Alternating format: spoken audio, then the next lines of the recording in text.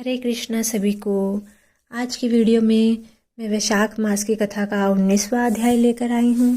अगर आप मेरे चैनल पर नए हैं तो मेरे चैनल को सब्सक्राइब कर लीजिए और बेल आइकन को भी प्रेस कर दीजिए ताकि हर वीडियो की नोटिफिकेशन आपको मिलती रहे। तो आइए कथा को शुरू करते हैं।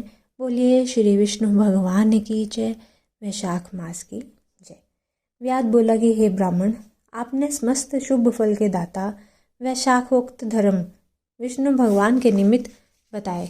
सो हे प्रभु, वह विष्णु कैसे हैं, उनके लक्षण परिणाम क्या है, कैसे लोग अपने सद्भावों में इन्हें जान सकते हैं, वैशाख धर्म क्या है जिनसे विष्णु भगवान प्रसन्न होते हैं, यह सब मुझे बताइए। मैं आपका सेवक हूँ। व्यास से इस प्रकार पूछने पर जगत के ईश अनाम्य नारायण को नमस्कार कर शंख मुनि बोले कि हे व्यास सुन, मैं विष्णु के कल्मश रहित रूप का वर्णन करता हूँ। यह रूप ब्रह्मादि से लेकर किसी मुनि के ध्यान में नहीं आता। विष्णु भगवान पूर्ण शक्ति युक्त निर्गुण अनंत सच्चिदानंद रूप है। संपूर्ण चराचर विश्व उन्हीं के आश्रय और वश में है। अब मैं तुझे उसी परमात्मा साक्षात ब्रह्म का लक्षण बताता हूँ जिससे उत्पत्ति, स्थिति, संहार, आवृत्ति, नियम, प्रकाश, बंधन, मोक्ष और वृत्ति होती है। इस परमात्मा के जन्मादि तो केवल शास्त्र से जानने योग्य हैं। वेद, स्मृति, पुराण, इतिहास, पंचरात्रि और महाभारत ये विष्णु भगवान के आत्म रूप है। इन्हीं के द्वारा विष्णु भगवान जाने जाते हैं, अन्य किसी प्रकार से नहीं जाने जाते। इनके जन्म, कर्म और गुणों को जानकर प्राणी मोक्ष पाते हैं। कर्म से विष्णु भगवान का महात्म्य सातिशय होता है। इसी प्रकार देव, ऋषि, पिता और माता प्रत्येक में शक्ति रूप से विद्यमान रहते हैं। प्रत्यक्ष आगम या अनुमान से बल और ज्ञान से सुख में प्रथम मनुष्य को उत्तम जानो, फिर ज्ञानादि द्वारा आवृत राजा को 100 गुना अधिक जानो। इससे तत्व वाभिमानी देवताओं को 100 गुणाधिक जानने। देवताओं से सप्त ऋषि बड़े हैं, सप्त ऋषियों से अग्नि, अग्नि से सूर्य आदि, सूर्य से बृहस्पति, बृहस्पति से वायु, वायु से इंद्र, इंद्र से पार्वती, पार्वती से जगत गुरु महादेव, महादेव से बुद्धि देवी और बुद्धि से भी प्राण बलिष्ठ है। प्राण से अधिक कुछ भी नहीं और यह संपूर्ण जगत प्राणात्मक है। प्राण से ही सब जगह वेष्टित है। नील मेघ के समान प्रभाव युक्त सबका आधारभूत इसे सूत्र कहते हैं।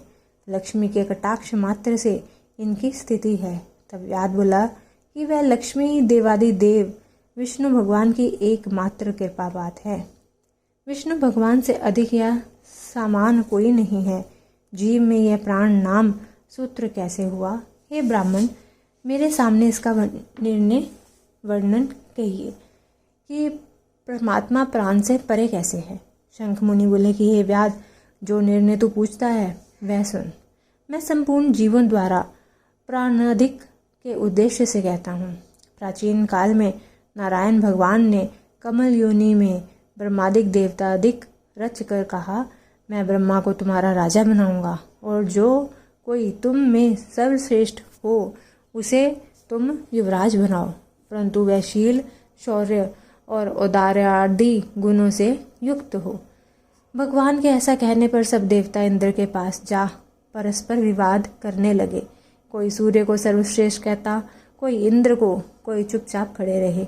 जब वह किसी प्रकार निर्णय नहीं कर पाए तब नारायण के पास गए और नमस्कार कर हाथ जोड़ कहने लगे कि महाराज, हमने आपस में बहुत विचार किया परंतु हम में कोई भी अधिक श्रेष्ठ नहीं दिखाई देता है।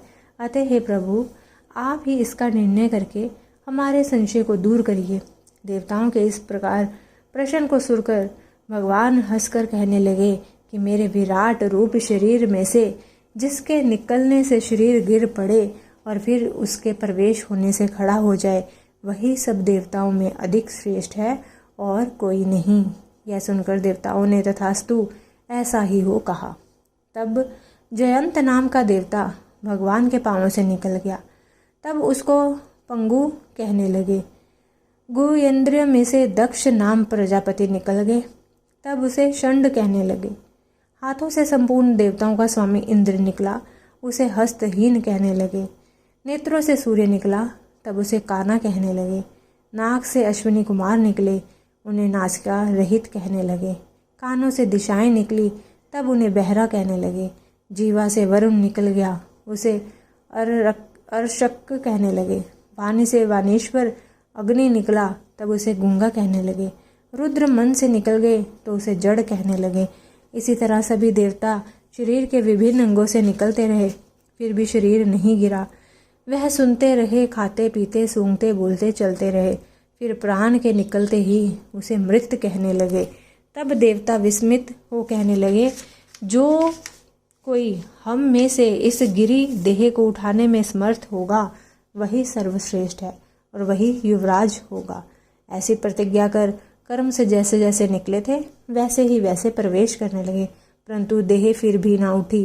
अंत में प्राणों के प्रवेश करते ही शरीर उठ खड़ा हुआ। तब देवताओं ने निश्चय किया कि बल, ज्ञान, धैर्य, वैराग्य और जीवन से भी अधिक यह प्राण समस्त देवताओं का अधीश्वर और व्यापक है। अतएव प्राण को ही युवराज बनाया।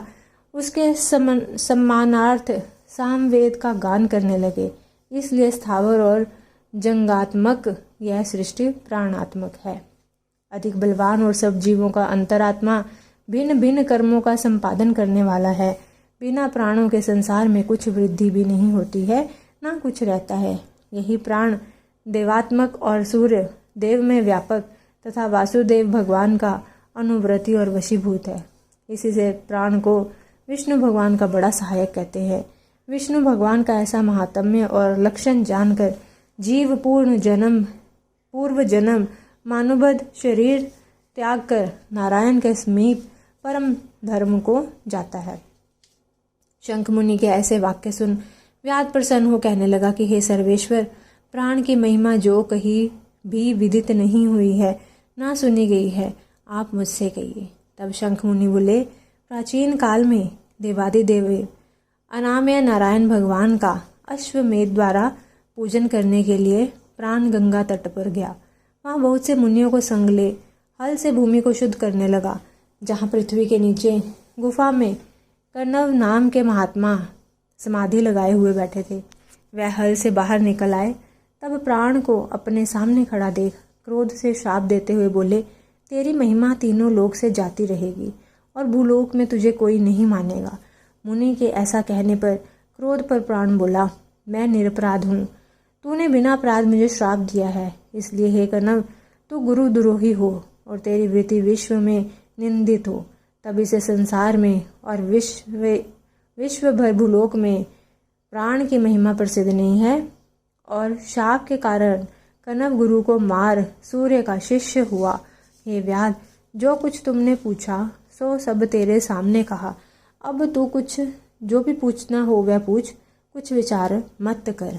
बोलिए श्री विष्णु भगवान की जय, वैशाख मास की जय। अगर आपको मेरी ये वीडियो अच्छी लगे तो इस वीडियो को लाइक और शेयर कीजिएगा और कमेंट में हरे कृष्णा लिखना मत भूलिएगा। मिलते हैं इस कथा के 20वें अध्याय के साथ। तब तक के लिए सभी को हरे कृष्णा।